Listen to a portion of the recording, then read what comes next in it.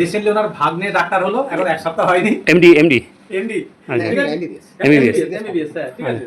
জায়গো doctor, ভাগ্নেও doctor, ঠিক আছে। এবার আপনি বলে দিন একটু আগে।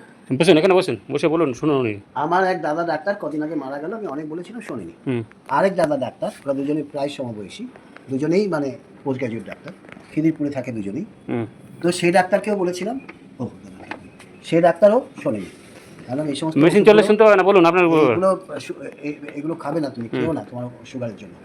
ও এখন পেসমেকার নিয়ে ঘুরছে, পেসমেকার বসিয়েছে, তো কয়েকবার পড়ে গেছে, তো হার্টের প্রবলেম হচ্ছে। সুগার কি বাড়ছিল? সুগারের জন্য সুগারের ওষুধগুলো খাচ্ছে, তো মানে এগুলো খেলে পরে তোমার 12টা বাজবে, তোমার হার্টের 12টা বাজবে, ব্রেনের 12টা বাজবে। আপনি মানে ওষুধ ছাড়া অন্য কিছু করতে পারছেন নাকি? হ্যাঁ, ওই জোগা টোকা এইসব করতে? অনেক কিছু আছে। আমার তো 600 ছিল, আমার এখন নর্মাল 153। অনেক কিছুই সমস্যা হচ্ছিল আমার। সেটা একটু শুনি। এটা করে এই যে আপনি এই ট্রিটমেন্টটা, থেরাপিটা নিচ্ছেন, তাতে আপনার কী কী বেনিফিট হয়েছে?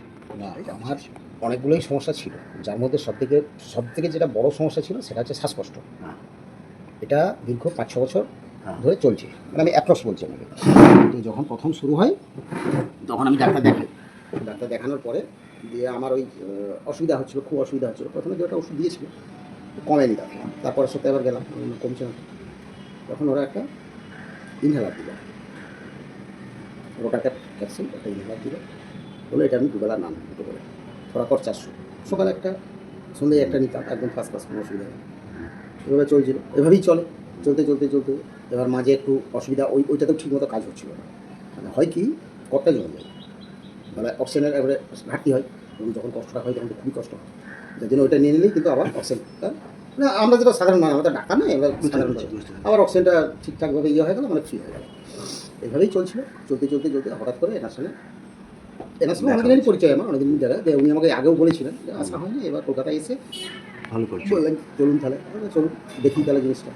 দিয়ে এসে একদিন নিলাম, প্রথম দিন ডাক্তারবাবু আমাকে এটা দিল, দেওয়ার পরে কিন্তু আমার শরীরটা একটু মানে ভালো লাগছে, ফ্রেশ লাগছে, বেশ ভালো লাগছে। দিয়ে উনি বললেন, জিজ্ঞাসা করলেন কী সমস্যা ছিল, বললাম এইটা সমস্যা, হাতে ব্যথা তাতে ব্যথা এগুলো তো হয়ে যায়, ঠিকঠাক আছে। দিয়ে বললো ঠিক আছে, ঘুমের একটু সমস্যা হয়, ঘুমের সমস্যাটা আমার অনেক দিন, সেটা ঘুমের ওষুধও খেতে হয় হালকা। তো যাই হোক এইভাবেই চলছিল। তারপরে এইটা একদিন নিলাম, নেওয়ার পর শরীরটা একটু ফ্রেশ লাগছিল, তারপর দিন বেশ এনার্জেটিক লাগছিল,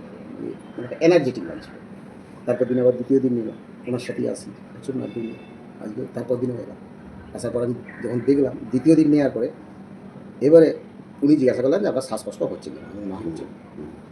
বললো যে আমি ইনহেলারটা বন্ধ করে দেখে নিলে কী হচ্ছে। এই ইনহেলারটা আমি বন্ধ করে দিলাম, আমি দেখি কদিন অসুবিধা হয় কিনা। কদিন বলছি আমাকে 2 দিন পর থেকে বন্ধ করেছিলাম, দিয়ে দেখলাম না কোনো অসুবিধা হচ্ছে না। বা এমনকি এই যে বালির যেই উঁচু ব্রিজটা, মানে সিঁড়িটা উঠতে হয় সিঁড়িটা, বালি হল্টে যতবার আমাকে উঠতে হয়েছে খুব কষ্ট হয়। একটা হচ্ছে হাঁটুর ব্যথা, আর একটা হচ্ছে আপনার ওই শ্বাসকষ্টের জন্য। কিন্তু এখন আর পুরো ফ্রি। এইভাবে তো বেশ 4-5 দিন আমি 4-5 দিন নিলাম, 4-5 দিন নেওয়ার পর পুরোপুরি ফ্রি। দিয়ে এবার একটু মাথা ধরা হ্যান ত্যান এসবগুলো হচ্ছিল টুকটাক। তারপর আমার ভাগনাকে আমি জিজ্ঞাসা করলাম, ভাগনা এমবিবিএস ডাক্তার, তো সদ্য পাস করা, যাই হোক সবই তো করে থেকে আমি জিজ্ঞাসা করলাম এই ব্যাপার, তো এটা নিচ্ছি এই বিষয়। সেও যাই হোক বললো আচ্ছা ভালো, তো অসুবিধা কী আছে। দিয়ে বললাম যে এই ইনহেলারটা নিতে আমি বন্ধ করে দিয়েছি।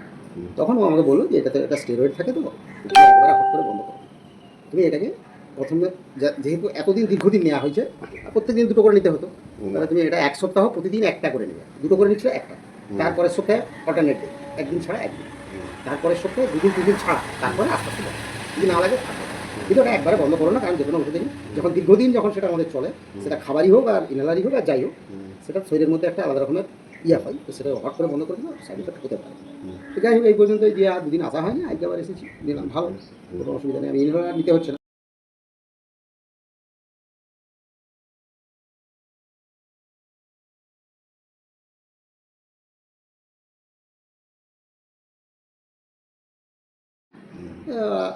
আজকে নেবো না, আবার কালকে নেবো, এরকম।